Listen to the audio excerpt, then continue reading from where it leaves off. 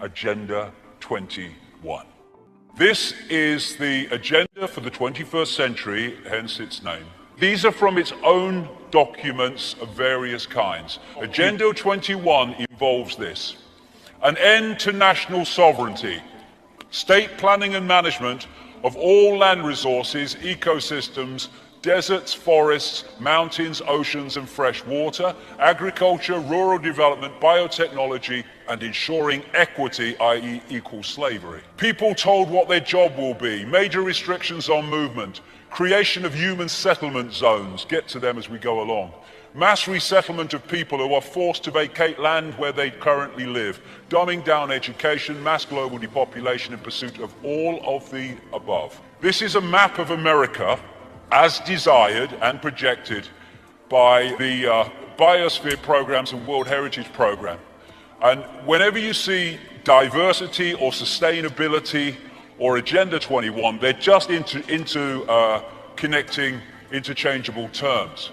So the red on this map of America is designed to be core reserves and corridors with little to no human use. Can you imagine the numbers of people to be removed to make that possible? Then you've got all the yellow bits, buffer zones, highly regulated use.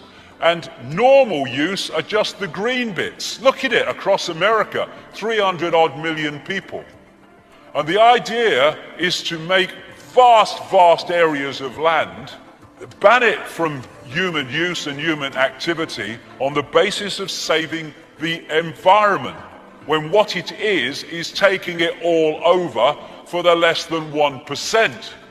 What they want to do is concentrate the masses in high-rise, ultra tiny boxes where they can be under surveillance 24/7. Now, get the people off the land. And so what they're doing, they're changing the laws and they're making economic changes which make it impossible for those that are not of the elite to stay on the land.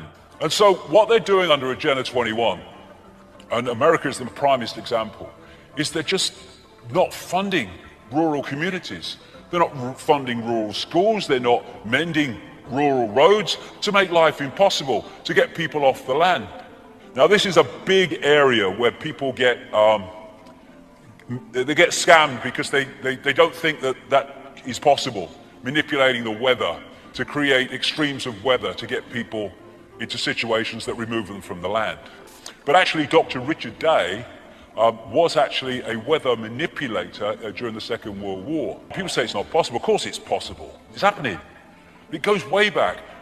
Even a BBC radio documentary exposed a few years ago that the Lynmouth flood in 1952, which killed people and devastated that village in Devon, was actually created by the RAF, who were doing an operation called Operation Cumulus, also known as Operation Witch Doctor, in which they were putting sulfur into the atmosphere above this, in this area.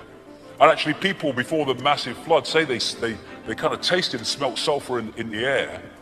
And what it did was create an enormous rainstorm, which created the flood, which created the Lynmouth disaster. This is 1996, an official US Air Force document describing the artificial creation of floods, hurricanes, droughts and earthquakes, and it continues, weather modification will become a part of domestic and international security and could be done unilaterally. It could have offensive or defensive applications and even be used for deterrence purposes. The ability to generate precipitation, fog and storms on Earth or to modify space weather and the production of artificial weather are all part of an integrated set of military technologies. They are manipulating the weather like crazy. This is Agenda 21, human settlement zones. As you saw, it's in their own documents. Buildings like the White House, the Capitol Hill building, and the Pentagon, they're no-fly zones. It's called P56.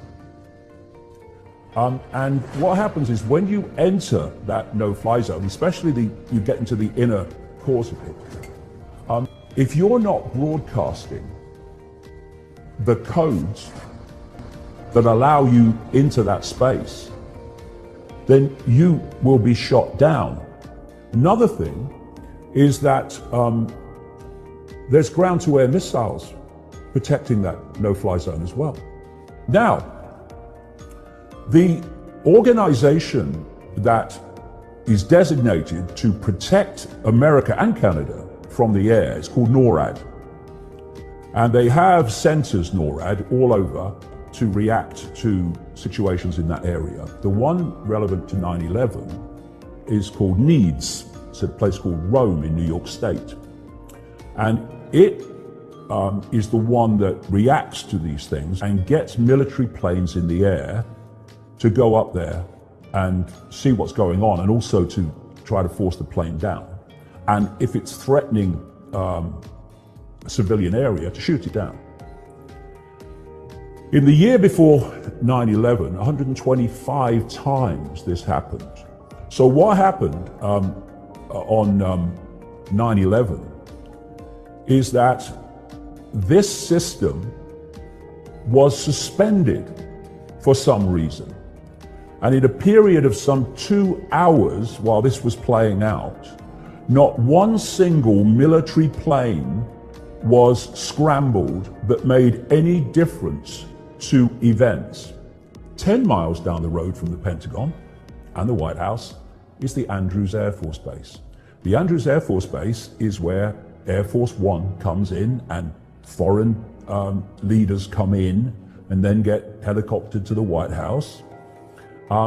They do not have planes on standby to react 10 miles down the road to the no-fly zone over Washington. After the Pentagon was hit, as was widely reported, planes were scrambled from the Andrews Air Force Base to protect other attacks of Washington. What weren't they before? Because it had to be allowed to happen. Now here's another kicker. First of all, at least some of those phone calls couldn't have happened. And if some of them didn't happen, the question is, did any of them happen? And according to American Airlines, that's what Flight 77 was, the airphones were taken out or dismantled by the time of 9/11 on 757s of American Airlines. That's in their own manual saying that. I've quoted from their manuals. Pilots and cabin staff have said the same. Oh no, there were no airphones on 757s at that time on American Airlines. We're on United Airlines, not on American Airlines.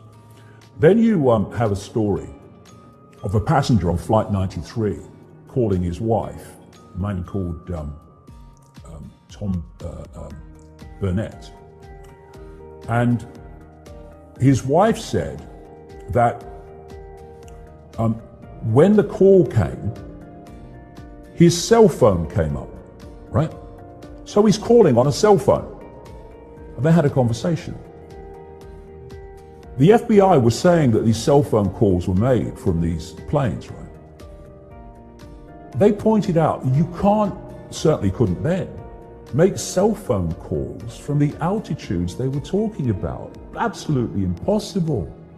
So suddenly the FBI story started to change and they became airphones instead of cell phones.